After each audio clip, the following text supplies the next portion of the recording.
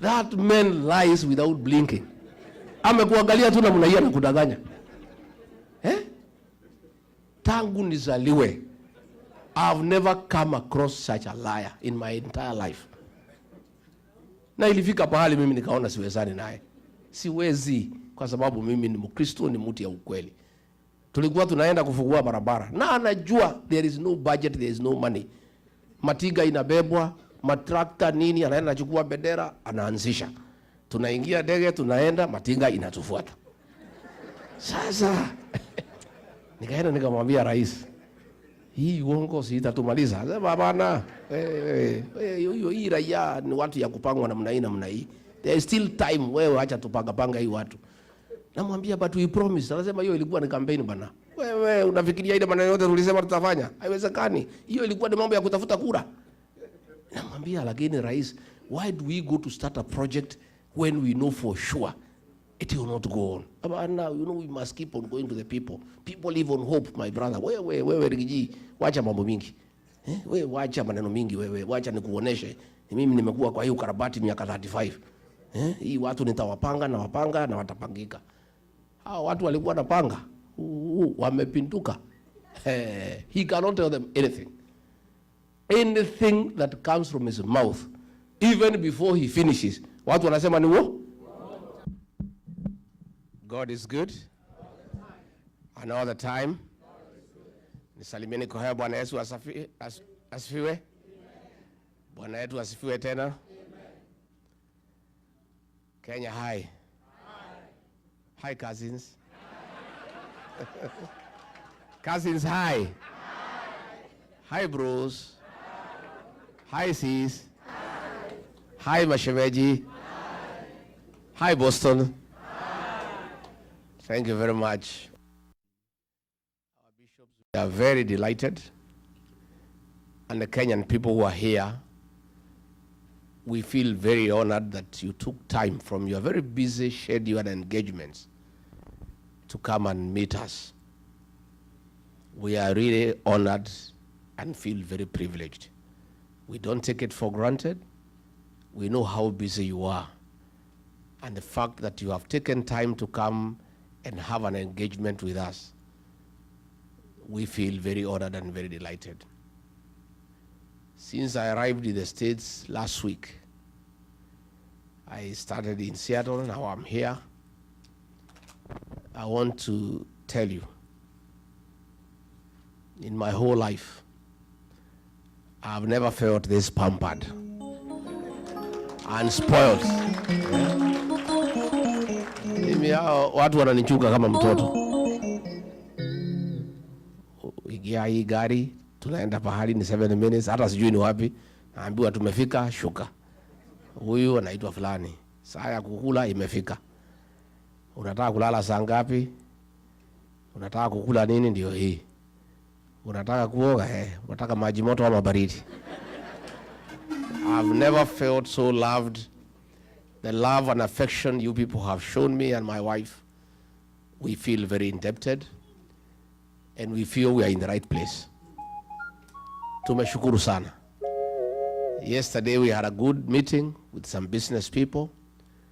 Later on we had a barbecue in Webster kwa jamaa moja anaitwa Madhu. Tukakuta hako na ploti kubwa. Tukamwambia tukatie kidogo hata 100 by 50.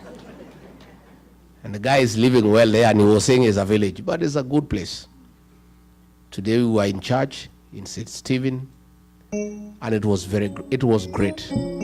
Now we are here to engage with Kenyans, and these are Kenyans from all communities. You know, back home, our detractors are accusing me of only talking to my people from the mountain. That is not true. I came here to engage Kenyans, but as I engage Kenyans, I also come from somewhere. So along the way, utapata watu ya nyumbani mkoroge lugha kidogo. But we are here for Kenya. Kenya is a great country. And I want to disagree with, I heard Akina Musalia saying, ati nimekuja hapa kuharibu jina ya Kenya, kusema things are not working. Now, Kenya is a good country. And nobody has any issue with Kenya. We have a problem with bad leadership. And that's what we are discussing. And I think it's dishonest for Musalia to expect me to come to the States to cheat people that things are working when they know they are not working. I don't need to tell you Sha is not working. You already know. So you are the ones who is taking care of your parents back home. You know it's not working. Is it working? I don't need to come here and cheat you that the cost of living is manageable. I cannot. I will be a very dishonest person. Because you already know that the shopping you used to do for your parents was 10,000 before Ruto became president. Today, you need to spend 30,000 to do the same shopping. True or false? So I want to tell leaders back home, me, I'm a truthful man in Kenya and abroad. And I don't think, I think it's unfair. It's unfair for people back home to expect me to change my character simply because I'm in the United States.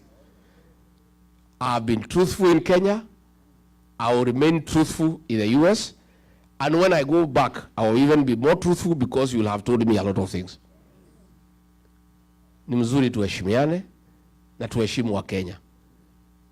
I think it is lack of respect for the Kenyan people to tell any Kenyan today that things are working.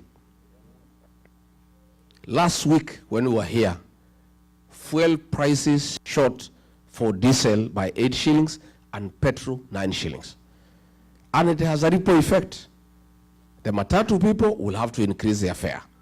Those with the factories will have to increase the cost of consumer products. So we cannot come here and pretend so that we look nice, that we love our country, we are so patriotic, we come here and lie to the people. Oh, nyumbani mambo iko mzuri, kila kitu iko sawa sawa. Oh, economic growth 9%, hakuna shida, watoto wote wanafurahi, hata hakuna mtu nauliza hawa, wanacheka tu kwa barabara, hata polisi wakiwapata wanawapatia maua. You want us to come and tell those kind of lies? And with this technological revolution, you people know what is going on at home, even more some people work on our village, isn't it? You know what is going on. So I'm here to have an honest conversation with our Kenyan people, because Kenya is our country, it's our motherland, it's a country that we all love. And much as you are here to look for opportunities, you have a lot of interest back home. Your parents are there, your relatives are there. That's where you are born. And if things go the way you would want, that is where you would like to retire. Isn't it? So you are very serious stakeholders in the welfare of our country.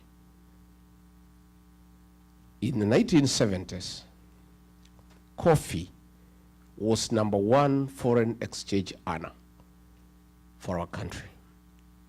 In the 80s, coffee was overtaken by tea, and tea became #1 foreign exchange earner for our country. In the 90s, coffee and tea were overtaken by tourism, and the tourism became #1 foreign exchange earner for our country. As we speak today, all those have been overtaken. The highest #1 foreign exchange earner for the Republic of Kenya are remittances from the diaspora. You people here in Boston, United States, in the UK, in Germany, in the Arab world, you are driving the Kenyan economy. For us to pay our public debt, which is in trillions, we depend on the dollars you send home. For us to import things from China, from elsewhere, the foreign currency that we depend on comes from you. For us to pay the ambassador here in Washington and the staff at the Kenyan embassy in Washington, D.C., those dollars come from you. You are a very serious partner of our economic development as a country. Where I come from, we rear some dairy cows. A dairy cow is only useful when it produces milk, and a lot of milk for that matter. For you to get milk from a cow, you must look after it very seriously and very carefully. You must make sure it has enough hay. You must give it dairy meal. You must give it sun.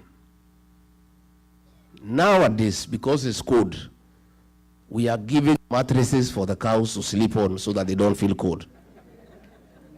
Things are even getting more technical. If you want the cow to give you milk, and a lot of milk, we are now playing country music of Ken Rogers and Don Williams and Crystal Gill to our cows to produce milk. And if you don't take care of the cow, inakata na mazi? The diaspora brigade is a Kenyan dairy cow in matters foreign exchange.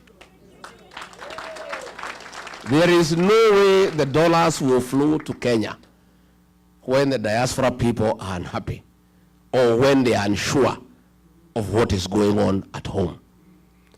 They will even be more reluctant to send any money home if the president orders police to shoot and kill young children. They will not, because they have children at home.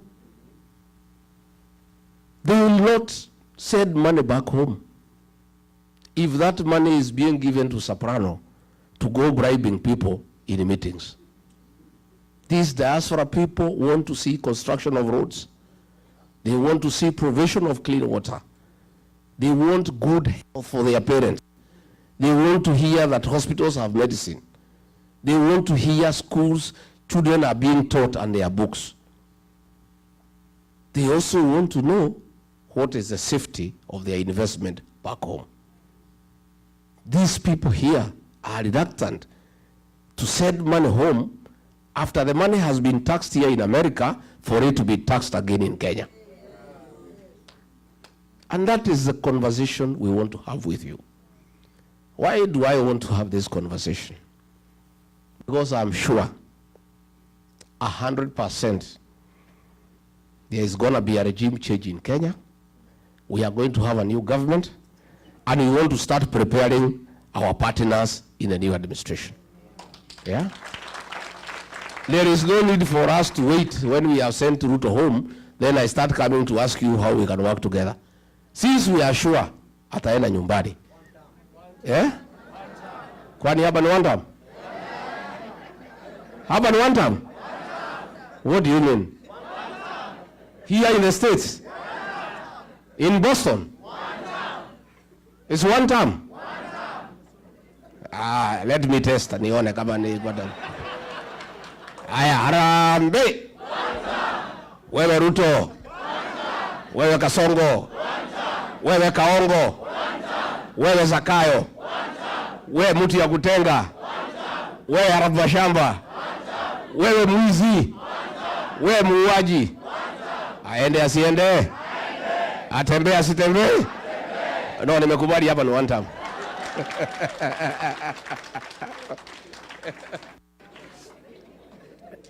I want us to have a conversation. We want to create an enabling environment back home for you to feel confident to repatriate your profits and invest at home. We want you to come and build houses without paying bribes for your building plans to be approved. We want to have a discussion how you can invest your dollars back home at an interest rate higher than what you are getting here in America. And I want to be very candid. It is foolish, indeed irresponsible, not to engage the diaspora people on how they can bring their dollars back home. The dollars from the diaspora are enough to drive our economy. We can borrow from diaspora, we don't have to borrow from China. We don't have to borrow from the World Bank and IMF. these people in this room and elsewhere across the world have sufficient resources that can drive our economy. But they cannot entrust their money to a corrupt regime. They cannot entrust their money to people who are stealing left, right, and center. And definitely, they also cannot entrust their money to those who kill their children. Because these are also Christians. They are people who are religious. They have some moral fabric that drives them, that you must be a morally upright person for them to entrust their savings with you. So that is the conversation along the way I'll be having for the time I'll be here. And I'll be back again and again, so that by the time we are going to elections, we have an MOU with the diaspora people. I know you have been betrayed, and therefore you may not be very quick in trusting us. I have been betrayed too, so that makes the two of us. Sindio, the Kenyan people have been betrayed. So now we cannot talk about betrayal because everybody has been betrayed. You know the kind of excitement the Kenyans people had when we elected Ruto as president. He promised many things. He said he'll put money in our pockets. Little did we know he would get into the pockets and remove the little that we have through taxation and stealing. So everybody is feeling bad.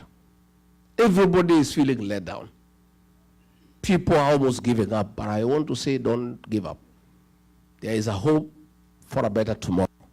The Kenyan people are very resilient and they don't give up. I want us to have a partnership with the diaspora people. I want to see where you people can form yourselves into cooperatives, pull resources together, import our coffee from home and market it here and make the profit and pay our farmers better. Our coffee is the best in the world. When you buy coffee here in Starbucks, it's impossible to afford. But the brokers take all the money, they don't pay anything back home. Our tea, our avocado, the prices here are crazy, yet the farmers at home are crying. If you people organized yourselves, put money together, purchase avocado from home, sell at the same price, keep some profit, and pay your mothers and aunties well, you will have done well for your country and for yourself. I have many ideas, but those ideas, I have to work with them with you and our children, the Gen Zs. These Gen Z fellows, the present and the future of our country. And there is no leader who is going to succeed without working with these children. They are more knowledgeable than all of us. Hawa watoto, hakuna kitu hajui. Wamesumbua Ruto, he is not sleeping. Na alikuwa anajifanya ni mjuaji. Amekanyangwa na hiyo watoto, hana pahali ya kupotea. Because they are educated, they have pressure, they have access to internet, they are talking with their peers across the world. And the administration that we want to form, the Gen Zs will be part of that government. I want the Gen Zs on the decision-making table so that they can help us to manage our country. Our party, the DCP, the National Executive Council of about 36 people, 13 of them are Gen Zs, young people. And they are the ones who are driving the party. And I am a beneficiary of their knowledge and advice. I listen to those young people. Sometimes I open my mouth, I'm left gaping with the knowledge and the ideas that they have. And these are the people that we want to partner with. And I want to say very clearly, if God is gracious and gives me the opportunity through the people of Kenya to be president, I'll have a mix of experience and youthfulness in government. where we pick a cabinet secretary who is experienced. The principal secretary is a 24, 25-year-old girl or boy. They work together. So that the elderly experienced can guide the young people and slow them down. And then the young can bring energy and vibrance and fresh ideas. A mixture of the two will liberate our country and make it a world-class economy. That is my wish. That is my dream. It is doable, and already those young people, by listening to them, we are getting to places. And that is why we cannot allow William Ruto to kill them, because we need them. We cannot allow him. So saa ingine mkiona mimi nakuwa mkali kwake, mnielewe. Sina ubaya, ni hiyo watoto. You know, as Deputy President, when he made a decision that those young children should be killed, I said no. And when he ordered for them to be shot, I called a press conference in Mombasa when I was in office, and I told him off. Do you remember? Yes. And that's where my problems with him started. And he said he cannot work with me because I am disobedient and have admonished him in public. And I said, I would rather lose my job than be part and parcel of a government that kills young children. And let me tell you, today we don't have the job, but I have peace of mind. I sleep well. Hata jana nilichelewa na mkutano kwenda huko Webster. But William Ruto and Soprano, because of the blood of the young people that they carry, they don't sleep. They are in anguish. They are crying every day. They are all over crying because they carry the blood of our children. And I told William Ruto, these children you are killing, you will never have peace. And your children will have no peace either. These are people's children. They are only crime. They're asking for justice. They're asking for transparency. They're asking for good governance. They're asking for accountability. What crime have these young boys and girls committed? As we speak back home, there is 2-3 barriers every day for the last 1 week. The June 25th protest and the Sabasaba, they have given a figure of 41 is a lie. More than 100 children were killed. And about 400-500 are in hospital with gunshot wounds. And I saw it coming. That killing, I saw it coming. And that's why I disagreed with William Ruto. And I told him, you can push me out of government, it's okay. I cannot be part of a killer government because I'm a Christian. I'm also a human being. I'm also a parent. I have agencies in my house. What worrisome is that he is no longer pretending. It was being done through the police, through the National Intelligence Service, anajificha mbali. Him and his boys are no longer pretending. There are 3 instructions that have been given. The first one by Kipchumba Murkomen, his homeboy, kijana yake ya nyumbani, shoot to kill. That is there. It has already been implemented. It is going on. The second one from Ruto himself, shoot in the leg. That is the second one. The third one from Nelson Koech, his tribesman, don't shoot in the leg, shoot in the head. So those 3 instructions from William Ruto and his own boys are in force. That is the danger we are in as a country, where a president elected by the people can give instructions in public that children be killed, where his minister can give instructions and he's not apologetic about it. That is the situation we are in. And let nobody tell you that the people who have a problem with that kind of behavior are the Kikuyus. No, it's Kenyans, all of them, including his own tribesmen, who go in Kericho, Bomet, the Kipsigis are crying. Who go in Baringo, the Tugans are crying. Everybody is up in arms. And it's a Kenyan problem all of us must fix. So before I can ask you to bring your investment home, please let us work together and first fix the governance. And there are no two ways about it. One term. One term. And I want to, when I'm here, to tell William Ruto and his boys, I've seen they are all over the country castigating me because of one term. One term has nothing to do with Rigiji. It's a decision and the mood of the Kenyan nation. All Rigiji did was to look for an appropriate slogan to describe the way the people of Kenya are feeling. Rigiji is just creative, isn't it? Yeah. Rigiji, being a student of literature, he studied the mood of the country, what people have decided, and summarized it in one word, one term. But it's not me. I am here. In the US, one term is still going on. So they are abusing me. He has unleashed Musalia abusing me. Wetangula, Ichung'wa, Cheriot, mwenyewe, kila mtu wananitukana. Even yesterday, they were abusing Mama Boys. They have sunk so low. Now they're even fighting women, fighting children. When you fight a government, fights children and women. See, you only bure serikali. And Ruto was saying that Kenya is not a failed state.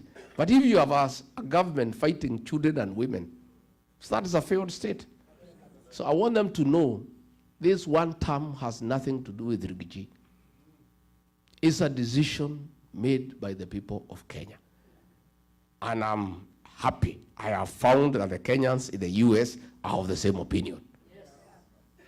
Because you guys talk to people at home every day.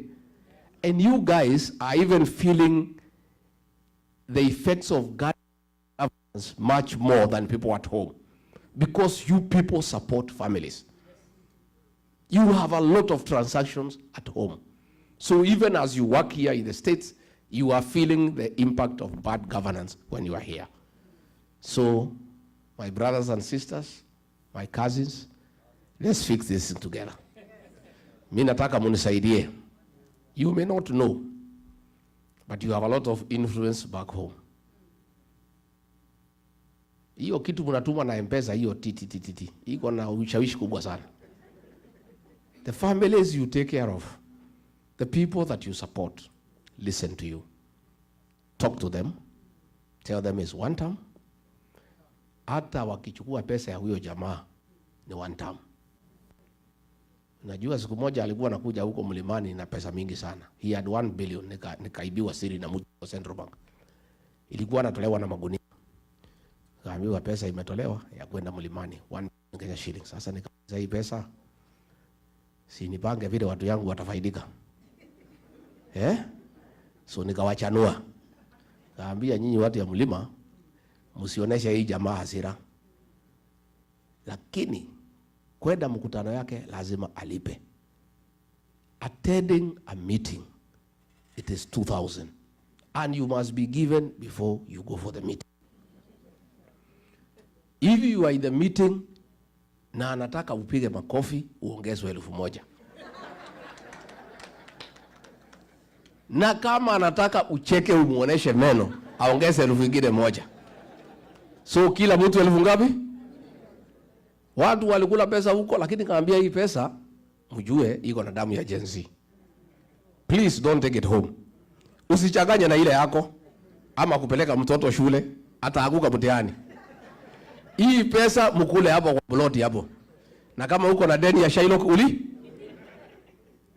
watu walikula nyama, wakafanya shopping nini, akanyolewa 1 billion. Akifika Nairobi, akasikia mambo ni one time. He has never come back there. Jana nimeona Masaini, Wamasai wamechanuka. Wamasai wamejaa hapo karibu na Kiserian, Soprano walikuwa wameenda hapo na pesa na gunia. Wanapiga makofi, wanacheka, wanaimba. Wakapewa kila mtu 2,200 wakanyamaza. Alipoingia ndege kuamuka kufika juu, one time. Another group of boda walikuwa wameenda pahali zaitwa Bisil. Wamelipwa kila mtu 3,000. Wakapewa, wakalipwa. Alipoingia kwa ndege, wakija kwa bodaboda, wamebebana watatu. Wanasimamisha gari, wamwambia, wewe mwenye gari, one time. Wewe mwenye gari, one time. That is what is going on in Kenya. So I want you to tell people back home, hiyo pesa ya Kasongo ikija mkule. Lakini ni one? Mutawaambia? Yes. Number 2, na nyinyi mupige kura. Those who are able to come home, you vote there. Those who can vote here, you vote here. Again, your congressmen and your senators, you tell them about what is happening in Kenya. Ndio watusaidie kwa Congress and Senate. And because they need your votes here, they can listen to you. You must tell them about the human right violation in Kenya and what is happening back home, so that the American government can understand whom they are dealing with. So mine is to tell you that you are serious partners of our new administration. And I want to assure you, we cannot get it wrong. Ruto is trying to divide the opposition. Ndio apitie katikati. Na yeye ni mkali na ni mjanja. Na ako na pesa, na watu wengi wanapenda pesa. Many people, very few people can be able to withstand corruption through money. So within our team, anajaribu, lakini tumekaa imara. Tumekubaliana, mimi niko hapo. Kalonzo ako hapo. Matiang'i ako hapo. Eugene Wamalwa ako hapa. My sister mother ako hapo. Natembea ako hapo. Hata huyo mtata ako. Na yule mtu yote anataka kuwa rais. Tumesema kila mtu aende atafute kura zake. Kila mtu asanye zake. Pale mwisho, next year, hapo after Christmas, tuketi. Tuweke kura kwa meza, tupige hesabu, tuulizane nani atapeperusha bendera as one candidate only against William Ruto. I am a front runner, and I think I have the best chances to be president. But I want to give you a commitment. If the formula does not favor me to send Ruto home, I'll sacrifice my ambition and support whoever the formula favors. Because if he is treating Kenyans this way, when he still needs their votes, you can imagine what will happen if he gets a second term. Kama anasema ati watu wapigwe risasi mguu na gari anatafuta kura, na kama hahitaji kura, si atakupiga yeye mwenyewe. I don't think he even said anybody to shoot people. He'll do it himself. So it must be one term. And we must sacrifice. So I want to give you that assurance. I have seen some reports by KTN, sponsored by the National Intelligence Service. So wamekubaliana na huyu, so that they started dividing us and causing conflict. We have not settled on anybody, and it's not yet. There is only one thing that has been agreed on, one term. Si ndio? Hiyo tumekubaliana. As to who will replace him, bado. But Wakenya wamesema hata wengi hawataki kujua. Some women at home waliambia si hataki kujua ni nani. Bora huyu atoke. So what has been agreed on, and now the newspapers can write, KTN, you can do a video, nani ni one term. Hiyo muendelee. That I want to confirm. That has been agreed on. As to who is a flag bearer, at the right time, we'll discuss. And government is huge. There is space for everybody. And we'll agree who takes what position, provided we come up with a formula to create good governance and get rid of corruption, get rid of killing, get rid of abductions. That we must do. Tumekubaliana watu wetu? Finally, because nimeona akiwa pale kanisani ameongea, wacha nimjibu. Nimjibu si mjibu? William Ruto, I have seen when you were in Machakos, you have said that the opposition have no policy, have no sera, and you need to know how they will improve on your policies and your programs. Mr. President, it is not possible to improve most of your programs. Your biggest program is lying. We obviously cannot improve on it. We want to bring a new government to put an end to lying. Mr. President, your legacy is abduction. How can we improve on abduction? We shall bring an end to abductions. Mr. President, your other big legacy is killing young children. How can you challenge us to improve on killing young children? We shall stop it and never allow it. William Ruto, you have done so well in corruption. How can you challenge us to improve on corruption? We can't, of course. We must bring an end to corruption in our country. William Ruto, you have done so well in destruction of institutions of oversight. You have captured parliament. You have captured all institutions of oversight.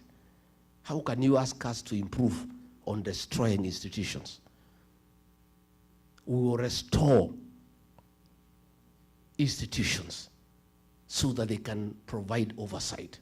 Parliament will be independent. Judiciary will be independent. All other organizations of oversight will be enhanced and funded. Of course, it is mannerless for you to ask us to improve on raiding the payslip. You have raided the payslip. How can we improve on that? We must free the payslip and restore the dignity of the payslip and the payslip holder so that the middle class can create employment. I have seen you say that we need to improve on your policies. All roads, Mau roads, all tarmac roads started by Uhuru Kenyatta have stalled. How do we improve on stalling them further? We must revive all those projects. And finally, I have seen you say that you did not overpromise. I want to correct you. You didn't overpromise, you overlied. Tumemjibu watu ya mjibu. And finally, because mimi nataka muniulize maswali, si ndio? Si ndio? I just wanted to tell you that we are okay. By the way, we are okay.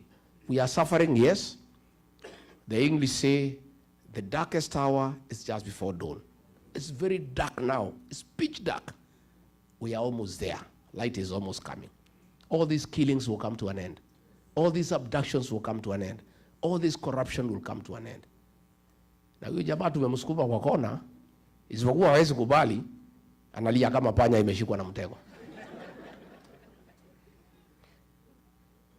Leo Nakuru, our team was there, Nakuru County, for DCP. And they don't attack other parties, because most of the parties are sponsored by William Ruto.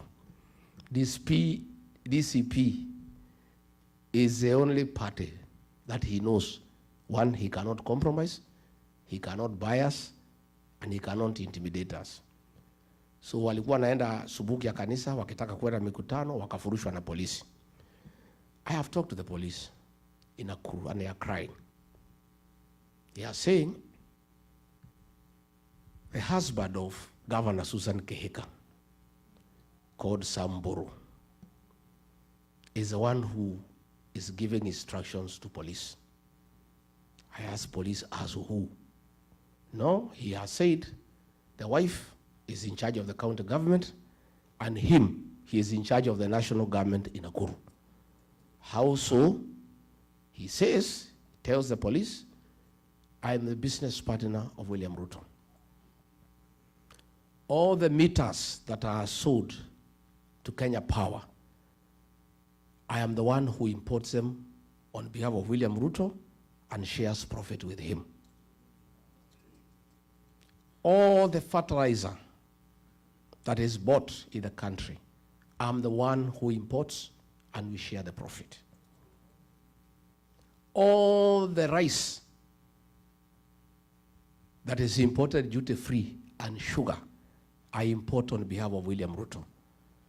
I'm the one who funds his politics and his life. So my word here in Nakuru is final. And if you don't do it, you will be on transfer tomorrow. So the police went there. They are so shaken, yet they know it is illegal to stop the meeting. So wakiwa hapo wakamwambia Medho, si tuko tu kazi, wacha tujifanya tupatia gas kidogo kidogo, lakini tutatupa different direction. Kwa sababu hata nyinyi hiyo maneno mnasema sisi tuko ndani ya hiyo maneno. The police told them, we are also part of, we are suffering.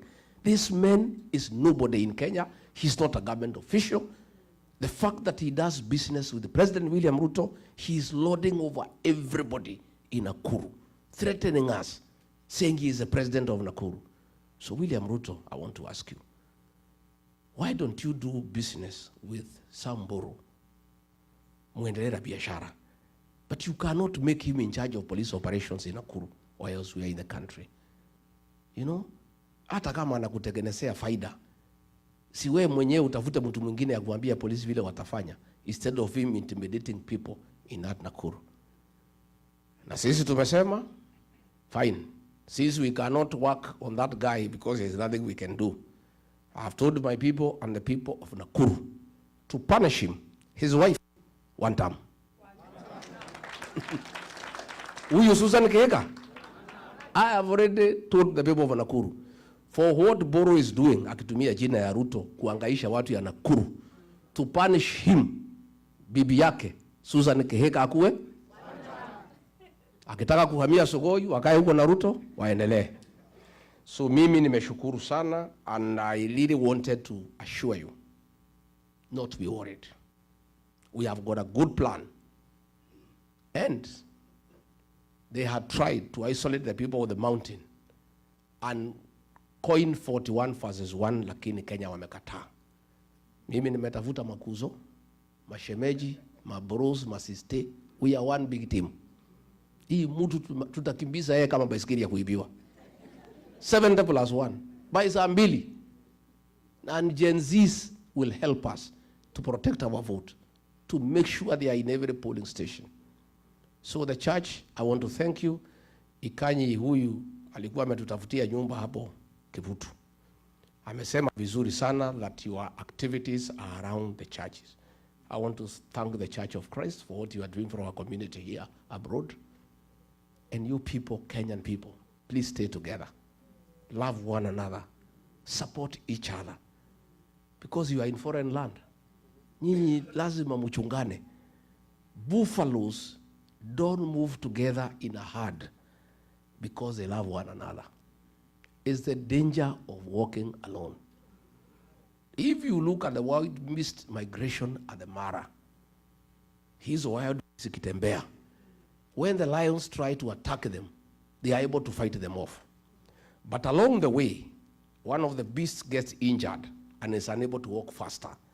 And the others walk and leave it behind. Within 5 minutes, imechukuliwa, imekuwa nyama. Never walk alone. Please stay together as the people of Kenya. Take care of each other. Tafuteni makazi na mashemeji. Si ndio? Na kazi ni anybody anataka William Ruto akuwe wandamu. That is the definition of cousin. Makuzo mko? Hai kuzo? Hai kuzo? Please, we are communities. And I've told you, even the Kalenjin, they are crying as much as everybody else is crying. Because the cost of fuel, there is no one that is cheaper for the Kalenjin. It's the same cost. Kila jamii inalalamika because of bad governance. So we need to work on our country together. But with the leadership of Gikonyo, mkubaliane yale maneno mnataka tufanye na nyinyi diaspora. Na mimi I want to promise hii Los Angeles consulate hiyo tukipata serikali tutapatia mtu ya diaspora achunge mambo yenu hapo. Hiyo Washington DC hapo embassy mutajaa huko, because you are the one who understands what needs to be done here in the States. You understand the challenges of Kenyans here. You know the business opportunities. You know how we can grow trade between us and the Americans, because you have been around for a long time and you understand these Americans.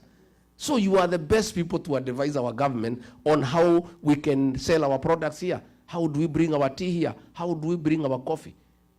Nilijaribu kumwambia William Ruto, wacha tuweke hii watu ya diaspora kwa embassy. Sasa hapana, achana hiyo watu. Hiyo watu wacha wahangaike huko. You know? Ameenda ametafuta mtu ya kwao, ameleta hapa Washington.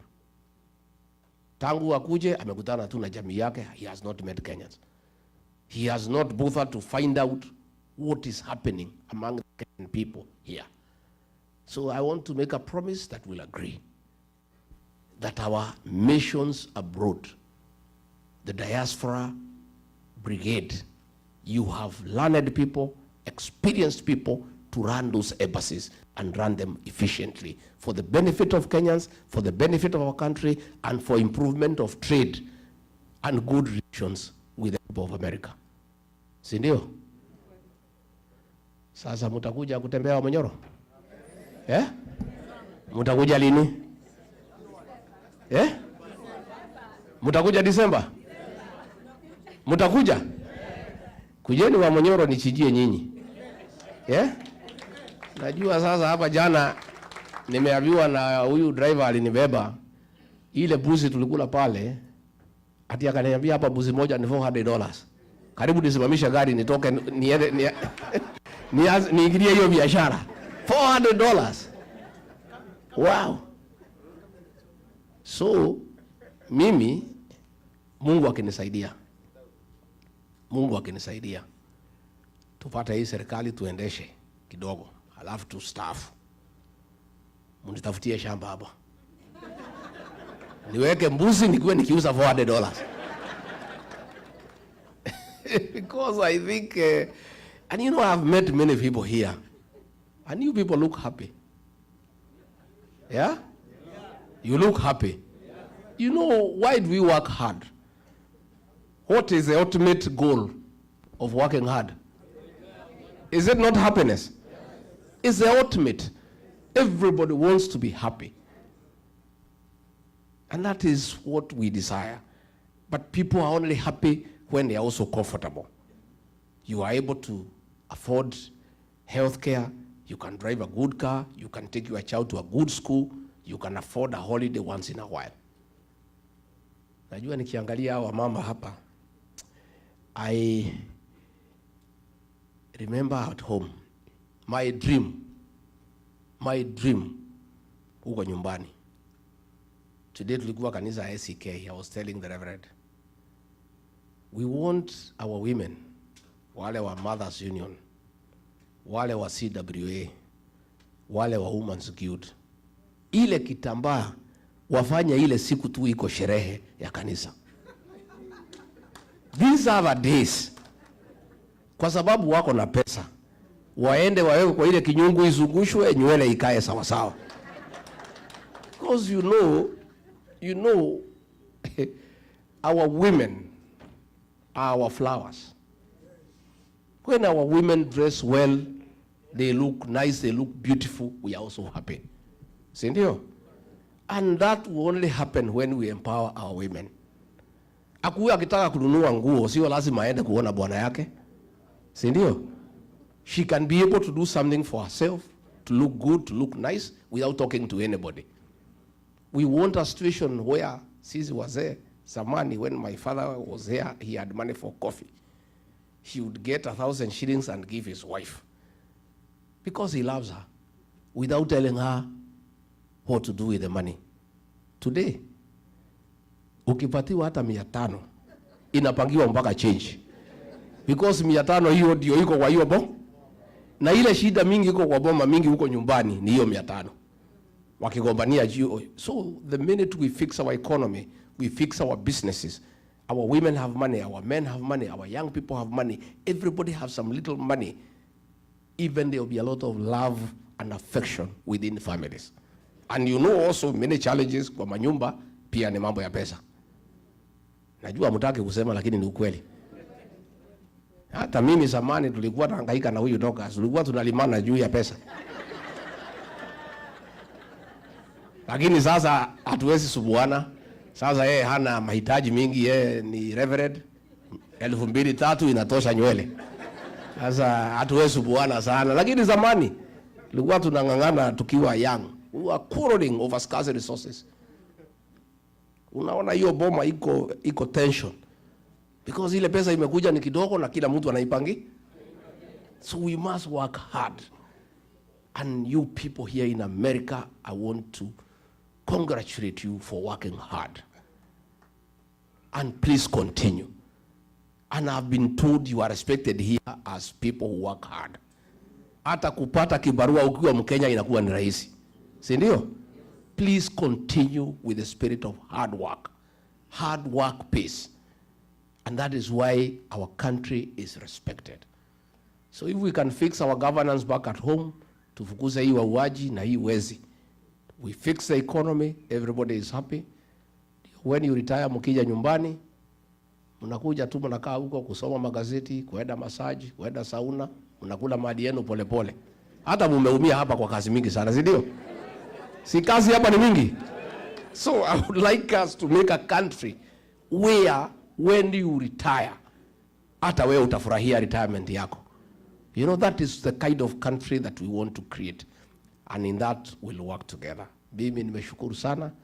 Kama nimebo nyinyi poleni. Na mimi sasa niko hapa wiki kadhaa, alafu nirudi kule.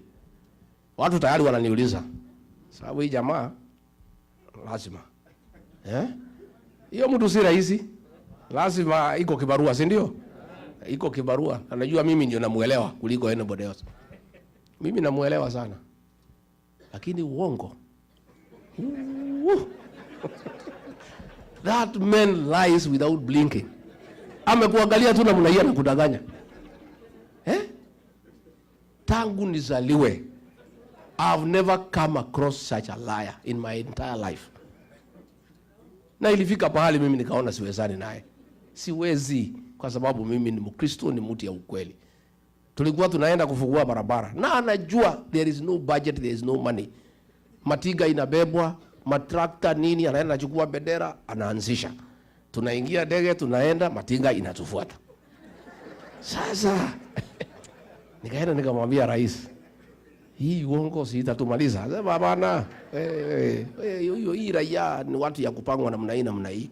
There is still time, wewe acha tupanga hii watu.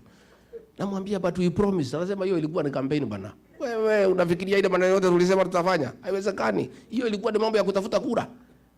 Namwambia lakini rais, why do we go to start a project when we know for sure it will not go on? But now, you know, we must keep on going to the people. People live on hope, my brother. Wewe Rigiji, wacha mambo mingi. Wewe wacha maneno mingi wewe. Wacha nikuoneshe. Mimi nimekuwa kwa hiyo karabati miaka 35. Hii watu nitawapanga na watapangika. Hao watu walikuwa napanga. Wamepinduka. He cannot tell them anything. Anything that comes from his mouth, even before he finishes, watu wanasema ni wo? And for killing our young children, he will never recover. Hata akilete manifesto gani, hata akija na binu gani, people of Kenya will never listen. It is done and dusted. It's only a question of time. And the worry is, wataiba kila kitu kabla tuingie. That is my only worry. Hii miaka 2, kupora mali, all the taxes we are paying. Pesa inasanywa, inapatiwa soprano, anabeba pesa na ndege. Helicopters inamfuata karibu usifanye accident huko juu. Everybody has a helicopter. And you know, a helicopter is $1 million a day. Sasa mpaka ng'ombe simeanza kufuata miscarriage. kwa sababu ya kelele ya mahelikopta. Hata kuku hasitaki mayai. Huyu ndege anapiga kelele everywhere mpaka the animals are confused. You know? So tumekubaliana watu wetu. Mnataka nirudi tena? And we have really enjoyed. We are walking in the morning. The place is beautiful. We are having a time of our life. Wachungaji mmesema tukuje dinner. Iko ugali? Whatever mtatengeneza tutakula. Mbona usipatie snails ama frogs or snakes? But all these other things tutatangangana naye. If it looks kama ni kitu ya nyumbani na karibiana, tutakula. We'll come so that we meet our church leaders. We respect you, we honor you, and we really appreciate the great job you do to keep our people spiritually taken care of. Because in these difficult times, our people need spiritual nourishment from time to time. We really value our church leaders for the work you do when we are bereaved, when people are going through struggle. We also know, the way you said, you are also like judges. You solve domestic issues without asking for payment. Hata mkitaka kulipisha hakuna shida. Sababu hii shida ya nyumbani inakuwaga mingi. Sasa kwangu ikitokea sijui itafanya nini kwa sababu wangu tayari ni reverend. Sasa unless we eat a bishop. Lakini kwangu haiwezi tokea shida sasa. Sababu kila mtu hako busy. Mimi niko kwa mambo ya one term. Sasa tutakosania na huyu mama nini? Kila mtu yeye anaomba, anaombea nchi, anachunga boy child, mambo ya drugs. And I can tell you, as deputy president with my wife, we had done work on alcoholism and dealt with it conclusively. Our young men had gone back home and started having families. The minute we left office, the illicit brews are back, our boys are back in the trenches. It's so sad because it's something that we had done successfully and we had saved an entire generation. But I'm not worried because there is a God of a second chance. We'll even do it much more with a good program, with a good budget to make sure that we deal with drug addiction and alcoholism. And I've been told you have a similar challenge here. Quite big, isn't it? So that is something, Reverend Dorcas, you have to start thinking through. As we come to government, how do we work with our embassies, with our diaspora organizations to help the people out of our country on issues to do with addiction, drug addiction, and alcohol abuse. It's something we cannot run away from. You know, people like running away and assuming it's not happening. And I think that's what I and Dorcas did. We owned it and we said we have a national problem. And many people, very senior people, started coming to us to say, yes, I was hiding because of the stigma. I didn't want to know my child is in drugs. I didn't want people to know that I have a problem with alcohol. But now that you are talking about it, let's discuss it. So even as we agree on the diaspora interventions, I think the social challenges facing our communities here is something, as a new administration, we must take into account and find out how we can work together ndio tusaidie hawa watoto wetu. Mungu awabariki.